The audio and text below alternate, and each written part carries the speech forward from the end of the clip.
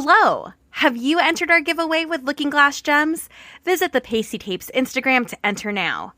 Looking Glass Gems. Beautiful, affordable crystal rhinestones. Shop lookingglassgems.com. This episode is brought to you by listeners like you. Special thanks to Superfan BFF level supporters Bella Adana and Kyle H. If you want to join the Pastie Tapes fan club, visit thepastietapes.com. Oh, hello! This is Blanche Debris, and you're listening to the Pastie Tapes, a burlesque podcast by Show My More, the steamiest Asian dumpling. Oh my, it's Show My. Hello, it's me, Show My More, and you're listening to the Pastie Tapes. I've been gearing up for a super busy September. This month I'll be in Richmond, Nashville, Philadelphia, and then Nashville again at the end of the month. Basically gone from Chicago all month long. I can't believe that September is already here. I'm debuting my new dumpling. If you've been following me on Instagram, you've seen some of my new dumpling journey this summer.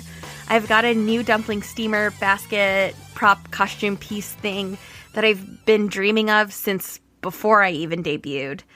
Miss Tickle, the incredible Miss Tickle, fabricated it and made me the prop of my dreams. And I'm forever, ever, ever grateful for Po-Chop's guidance as I rebuilt this act. They were there for me week in, week out as I figured all the shit out. I'm super nervous debuting this new version of this act. I am super, super, super nervous. Way more nervous than I was like when I debuted as a performer with this act. Way more nervous about when I put it up for peer reviews at BurlesqueCon last year.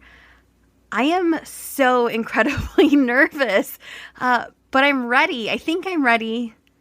I'm ready. Like, this is the things that I added to this. Like, this is what I wanted from day one, and I have it. It's all here, all together, and like, I can't wait to keep seeing this baby evolve. If you're going to see me do this over the month of September, let me know what you think, I guess. I'm ready. I hope you're ready. We're going to do the thing. Okay, let's jump into today's episode. Today's guest is one of my first burlesque friends. I met her 5-ish years ago when I first moved to Nashville. Definitely got closer over the past couple of years. She is a staple in the Nashville scene. She is a performer and a producer. She hits the festival circuit pretty hard. From science-y to nerdy to classic to metal, this is a performer who does a lot. She does a lot. This is my conversation with the Scientifically Sinful Miss Gidget Bardot.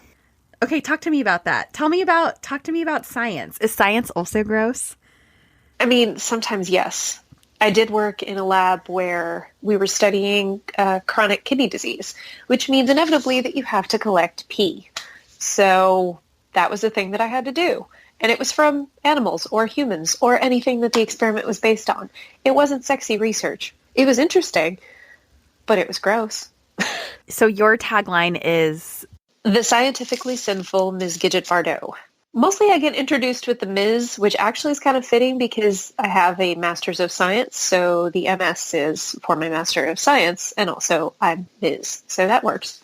Okay, I've been wondering about that because on all your social media, you are Ms. Gidget Bardot, and I never knew if that was intentional, and it sounds like it's not, but it fits, right? Especially since in your bio, you mentioned that you have an MS in science.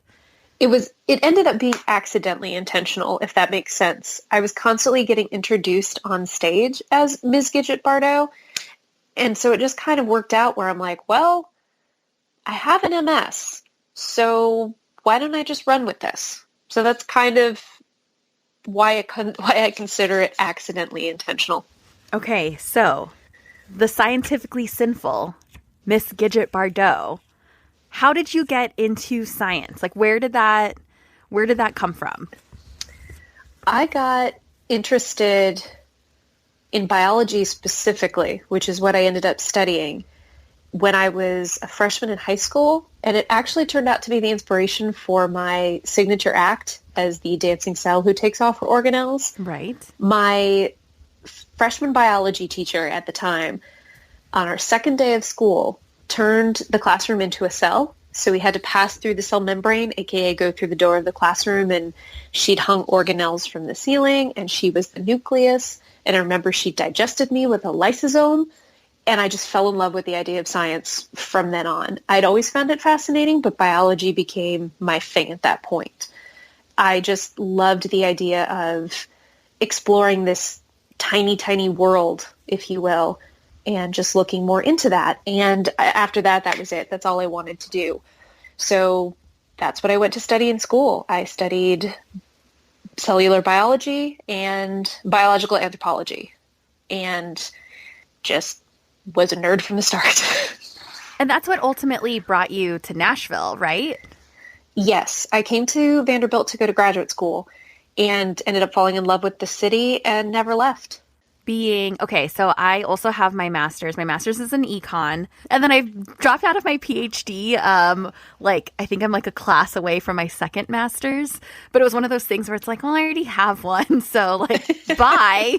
I'm moving to Chicago. I don't need two. What in econ, we had...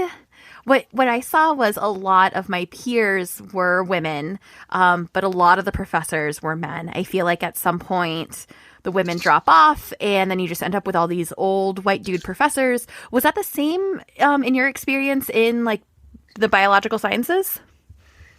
I would say it was my experience across the scientific board. I was very lucky that I ended up working for amazing women when I was at Vanderbilt. That's all I did was work for fantastic women, but they were absolutely the minority as far as professors, as far as researchers, but the ones that were there were absolutely badass. And I think they're absolutely paving the way for more women. But yeah, that's definitely something I notice is it would be that way at scientific conferences. It would be that way anytime there were presentations. It was a lot of dudes in charge.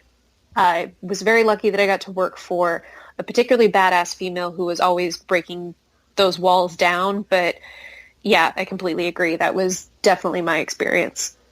Did you ever have to deal with sexism or anyone being weird to you as a woman in this field? Yes, I got a lot of essentially petting on the head, if you will, of just, oh, you're so cute. You think you do science. It's the idea that I couldn't be a woman. I couldn't be feminine in any way and also have a brain. I didn't think that the way I looked would affect my ability to do my job, and it doesn't, but it affects others' ability to see me as able to do my job, if that makes sense. Yeah. So how did you manage that? How did you work through that? For a long time, I did kind of dumb down how I looked. I would not wear makeup to work. I would just kind of pull my hair back, which is kind of beneficial when you're in science because you do work with various chemicals or in a cell hood or anything else. So I guess having it out of the way isn't a bad thing. But just kind of hid myself behind almost trying to look like I could fit in, for lack of a better term, of just, look at me, I'm not a girl or something. I'm a tomboy, or I'm just one of the guys, or whatever you have to do, present, say to fit in something like that. And it took me a really long time to understand that I didn't have to do that and shouldn't have to do that. And I kind of wish I could go back to young me and be like, it's okay if you want to look nice and also be smart. Those are not mutually exclusive. So that was just something that I wrestled with for a really long time, of just this idea that I had to choose between being who I was and thinking the way that I did or acting on those things. I couldn't be smart. I couldn't be smart and pretty, or I couldn't be smart and a girl, or I couldn't be smart and dress nicely. There's this kind of weird dichotomy that you can't be all of these things at once, which is absolute bullshit. I have a tattoo that says smart and pretty. So is this concept of, right, showing that you can be smart and pretty and smart and feminine and smart and, right, is this where your Organelles act came from? Yes. One of the big messages of the act at the very end is to say that smart is sexy. You can be all of those things. And sexy doesn't mean sexual or traditionally pretty or anything like that. It just means you can feel good in your own skin and your own body and also have a brain if that's what you choose to do. You can be all of the things that you want to be. You don't have to set aside one part of your personality or one part of who you are to fit in something like that. You can be all of those things. So I kind of wanted to embrace that idea of I could be very feminine and I could be very silly and I could be very sensual and I could be very smart, kind of all in the same vein. So the act is very quintessentially me because it is all of the things that I tried so hard not to be all at once, to not be too much, too loud, too out there, too smart, too all of these different things, that I was always too much of something. And so this act was my chance to be too much of everything. I think that it is such a smart and exciting act. You go through layer by layer of a cell, right? Like that is the concept here, right? You're going layer by layer and getting more and more undressed as this science lesson continues. I really love getting to do it for new audiences because I love people's reactions to it when they realize that that's what's happening. You know, when you have a signature act, and you know, because you have your amazing dumpling act, that's what you get booked for. And you have a period where you kind of go, well, is this the only thing that I can do?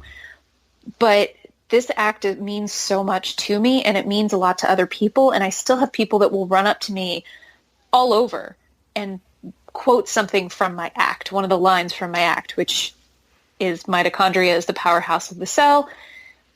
If you want to know where that part comes in, absolutely come out to a show that I do. But it's one of my favorite moments because I really feel like that's where the crowd goes, okay, this is where we're going with this. Right. And when I planned this out, there's a lot of organelles in a cell, and I was trying to keep it to like the main ones that people would recognize. My kitchen counter was covered in Post-it notes with my bio book while I'm sitting there trying to plot this out. And I had a lot of help from Chandeliers, a performer here in Nashville, an incredible costumer who helped me put this together, who helped me bring the concept to life by helping me create the costume.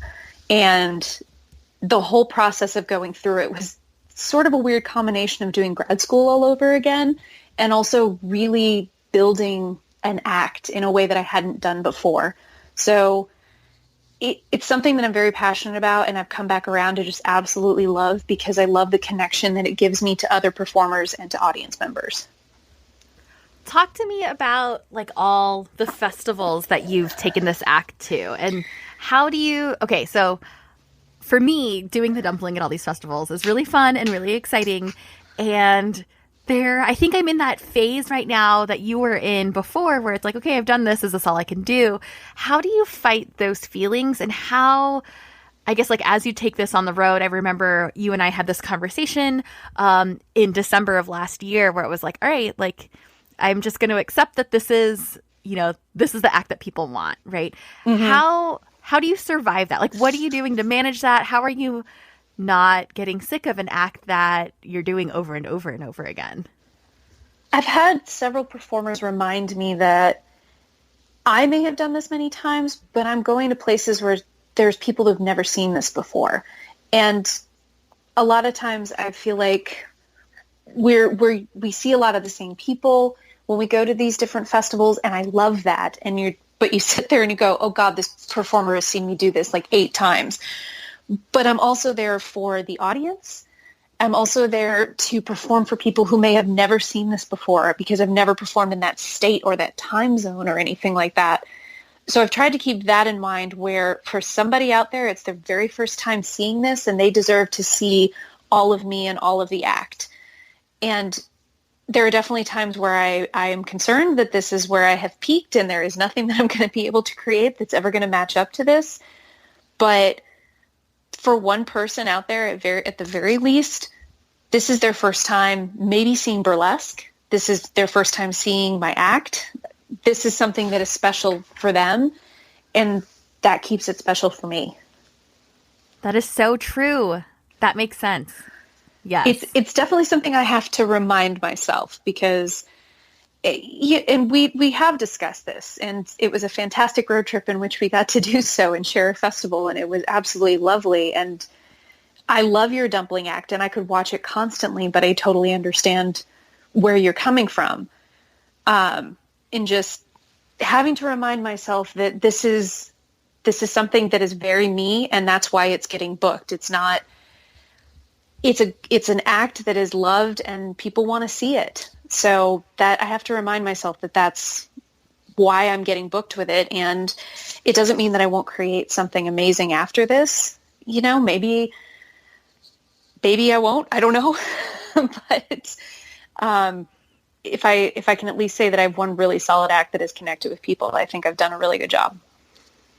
I think that's a really good point, though, that you bring that fear of like, oh no, like so-and-so has seen this so many times because we end up doing all the same festivals together. Yeah. But I'm excited to see this act every time you do it. And I'm not sick of it. And I think I've seen it like 5 times now. Same thing with you and the dumpling, right? Like you've seen it. I love at the so dumpling. many different. I drove to Indianapolis with Shane to see a show that I knew you were going to be in with the dumpling, which for anyone listening, for me is about a 3-hour drive, and I lose an hour on the way. And it was totally worth it because it is one of my favorites. And I love seeing people's reaction to your performance. It is so much fun to watch people who are seeing this for the first time connect with what you do. And I think that that's a unique power that a really great act has, where you don't get sick of it and people love it over and over and over again. And there are people that come specifically to see that. So yeah, it's something that I have to keep reminding myself of, though, because you do get in that mental rut. But yeah, know that act is absolutely incredible. Okay, I love that you say that because that's exactly how I feel about your act. So we're just going to love on each other for a second here. But yeah, okay, I think it does take these kinds of conversations and taking that step back of like, well, this is how I feel about it, and maybe other people are bored. And then I think, wait, no, I've seen Gidget's, signature act a handful of times. I've seen so-and-so do this thing in 3 different states already. And at the end of the day, because these people are good performers, because you're a good performer, I am entertained every single time. So I think maybe that's just my anxiety talking. That's just me like fighting a thing that's there, that's working. But then also, right, like that could be, okay, cool. Like I can embrace this and play in this box and see how much I can push the edges out. And I think like that's something really exciting that I've seen of your act. The first time I saw it, you had a poster board, you had like different elements. And by the second or third time I saw it, that poster board was gone. Like this, part of your costume was different. And I love being able to see this act evolve. And it sounds like you're at a really good place with it. And so I'm excited to see you do it again, hopefully soon. I'm excited to see the dumpling. It's the same thing with you and I think that's the thing about signature acts and amazing performers is they continue to evolve, the performer and the act. And so you're excited to get to see it again, like you said, because there might be something new, a new costume piece or a new move or something, because those really incredible acts continue to grow. Those really incredible performers continue to grow. And I think that that's an amazing thing to see. There are people that I will happily watch their act over and over again if they only ever did one act ever because it's solid. So I think it's just, if you're an engaging performer and you're doing an incredible job and your act continues to grow, I'm going to continue to watch you. And I know that everybody else is. So it's telling anxiety brain to shut up and everything's fine, which we both know is easier said than done. Tell me about being a Helperton. How does your Aries nature of, right, like we want to help, but really like we want to be in charge. Tell me how this plays into how you've taken up being in charge of volunteers at the Nashville Burlesque Festival, or tell me about how this Helperton parentheses person in charge attitude or feeling has led you to decide to become a producer. I am so bad at just sitting still. I'm just terrible at that. And we've talked about that, where we know we need a break from something, but then we'll be like, well, but we could be doing this thing, or there's this project or this idea. I am just really bad at not helping in situations. I just feel very uncomfortable with it. I want to always be there to assist people, sometimes to my own detriment, but I enjoy being able to help and being a part of something, especially if I'm very passionate about it.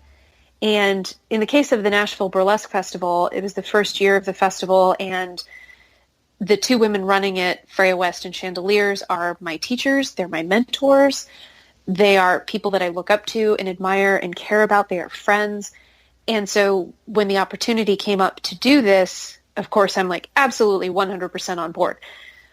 Of course, I have not been a volunteer coordinator before this, so this was a new experience for me, and I definitely learned a lot my first year, and I'm just going to say right now to anybody that's listening to this and volunteered, thank you for your patience with me last year and in the first year of the festival where we're all kind of learning how things would work. But being able to be a part of that first year experience and being able to spend the whole weekend helping, I wouldn't have been happier if I hadn't.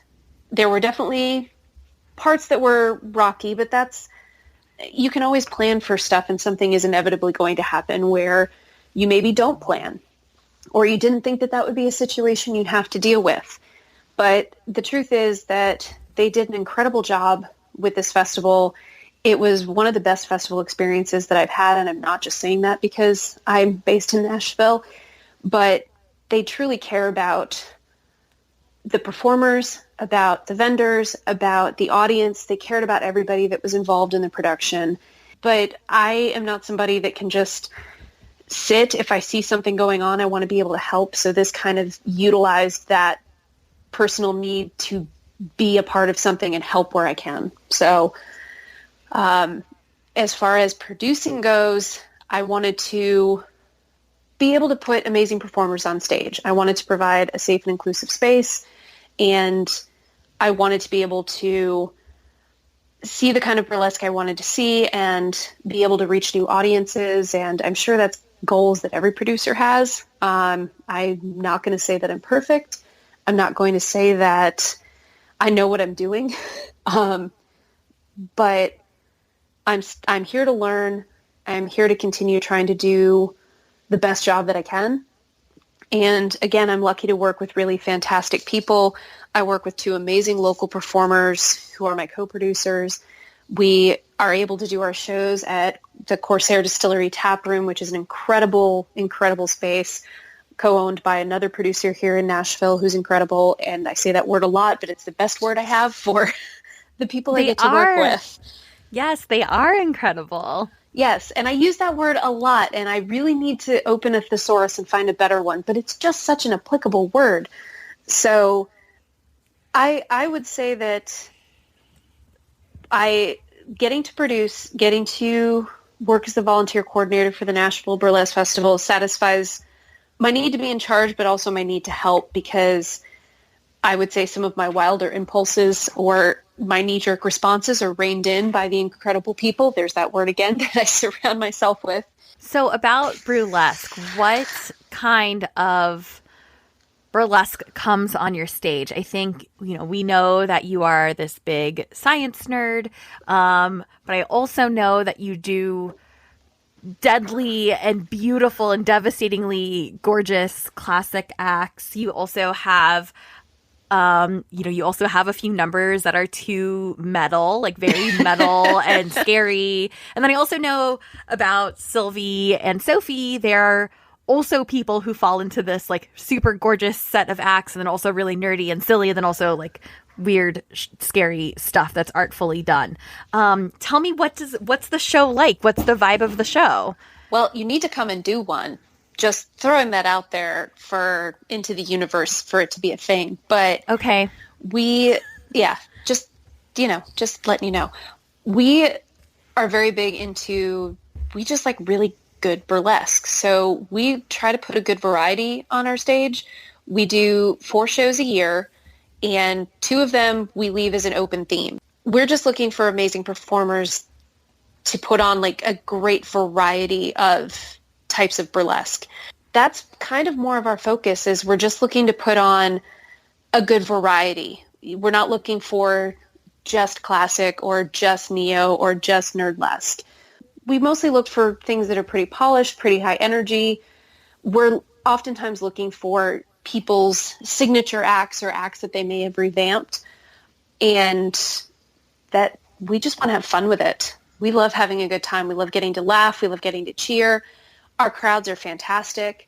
We have this amazing couple here that before we even get to the part about tipping for our hosting shtick, they're already throwing money. So like we have a really good group here. And we're just trying to continue to build the show as a space where we can just showcase really great burlesque from all different types of acts that you could ask for.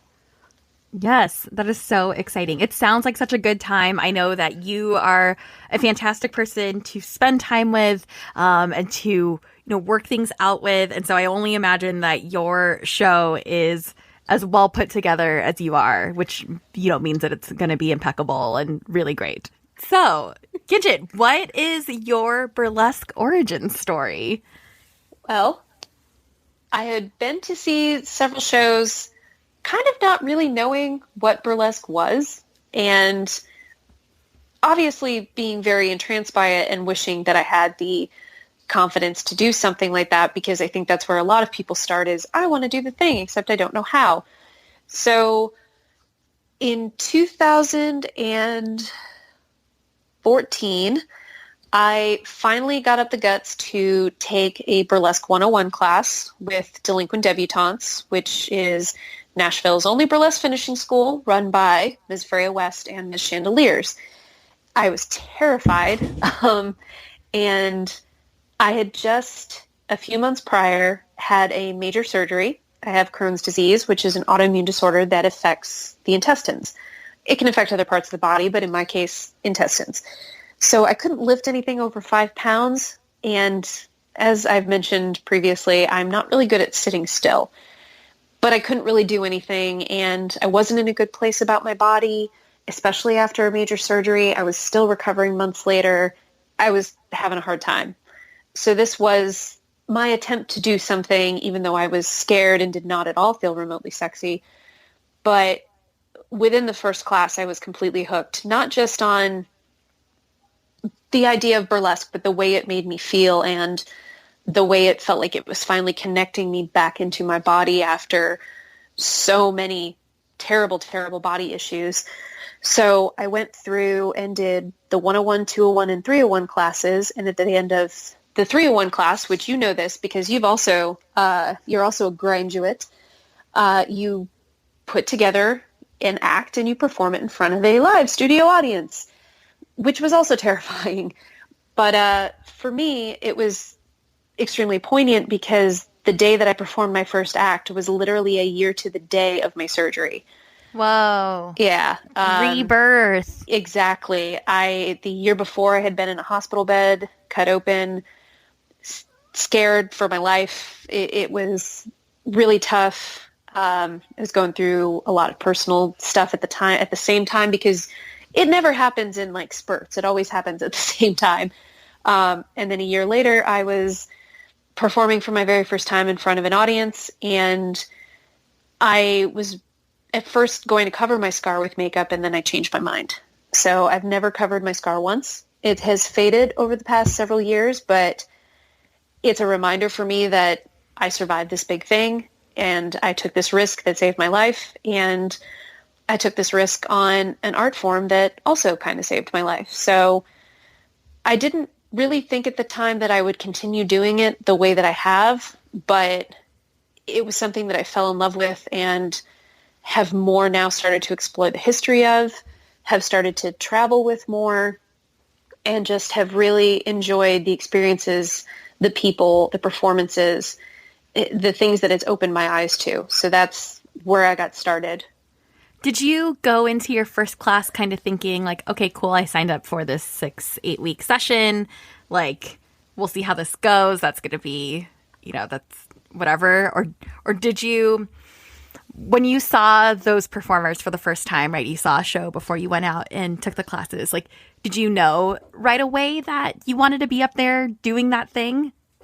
I think I liked the idea of it, but there's that anxiety again in the back of my head. It's like, you'll never be able to do that. You know, especially when I was really sick, the idea of doing anything like that it didn't compute that was something that would be possible. I think after the first class, I was like, okay, I want to do the thing. And I was very interested in doing the thing and I wanted to, but I didn't think I would fall into it the way that I have. I didn't think that I would continue with the same kind of intensity that I have, that it would be this thing that became very important to me. And the people that I met became very important to me. Like, our friendship is a complete result of getting involved in burlesque. And True. I Yes. absolutely adore you. And we've had so many fantastic experiences. And I've met so many wonderful people doing this. So I think that I was excited about doing burlesque, but I didn't think it was going to become this, if that makes sense. I think after the first class, I was like, okay, I'm real interested. And after my first performance, I was like, I'm really interested, but I didn't think it would go this way. And I'm not at all mad about it. Where do you think that intensity came from or like comes from? Being an Aries and a Slytherin, I don't know. That's fair. I think it's just when I do feel very passionately about something, I throw my whole ass into it. And I became very passionate about not just burlesque, but about the people involved in it and the community built around it. And I just really liked what it stood for as well. I loved meeting these incredible performers that this is their life, and just the amount of work that they put in, the amount of time, effort, energy.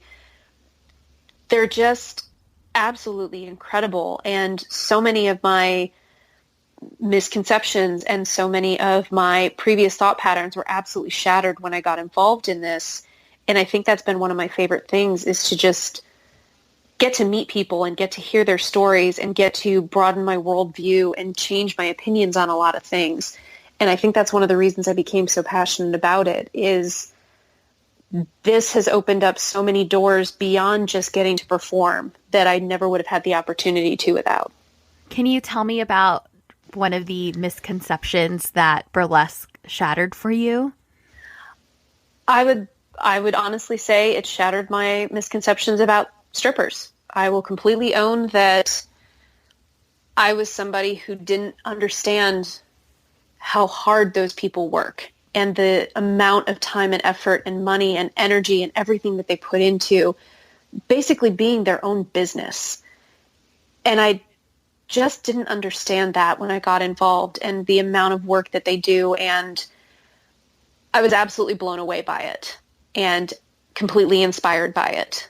And I just think that there are so many different lives out there that people should be exposed to and exploring, because then I think a lot of things in our world would change if we realize that these people are human and out there living the best lives that they can.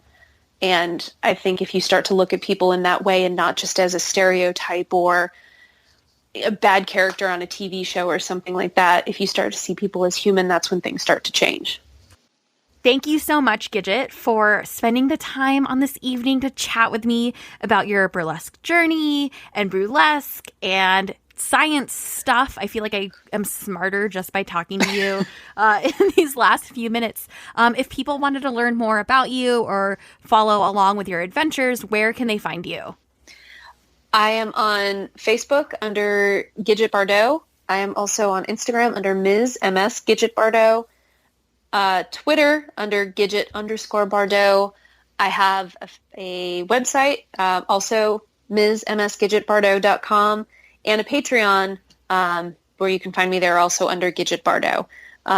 So yeah, if you type in MS and Gidget Bardot, you will absolutely find me someplace. Great. Well, we'll make sure that they follow along. Thank you so much for joining us. I will talk to you soon, Gidget. Thank you so much, Shomai. I'm so excited about what you're doing with the Pastie Tapes. I'm so looking forward to hearing more interviews from all the amazing performers I know you're going to interview. Have a wonderful evening. Thank you, Shomai. Thanks again, Gidget. Definitely follow Gidget across the internet. She travels all around the country. You never know where she's going to be next, except you'll know if you look at her website and stuff. Love you, Gidget. See you soon. Welcome to the newest members of the Pastie Tapes fan club, Dixie Disaster, Elizabeth O, and Mother Girth. Special thanks to friend-level supporters Tony Tabasco, Kitson Sass, and Rosalie Bloom. Special shout-out to superfan BFF-level supporters Kyle H, the Man with a Hat, and Bella Adana. If you want to join the Pastie Tapes fan club, get merch, and have me shout you out on air, visit thepastietapes.com or send me an email if you want to do something big. You can always contact me at thepastietapes@gmail.com or on the Pastie Tapes hotline, and that's 1-530-PASTIES. I want to start gathering tales of BurlyCon. Do you have some advice you want to share about the biggest burlesque education and social convention? Shoot me an email, or you can call or text the Pastie Tapes hotline at 1-530-PASTIES. Thanks so much for listening. You can follow the Pastie Tapes at the Pastie Tapes on Instagram and Twitter. Definitely visit the website, thepastietapes.com. I am your host, Show My More, the steamiest Asian dumpling, and you can find me at Show My More across the internet.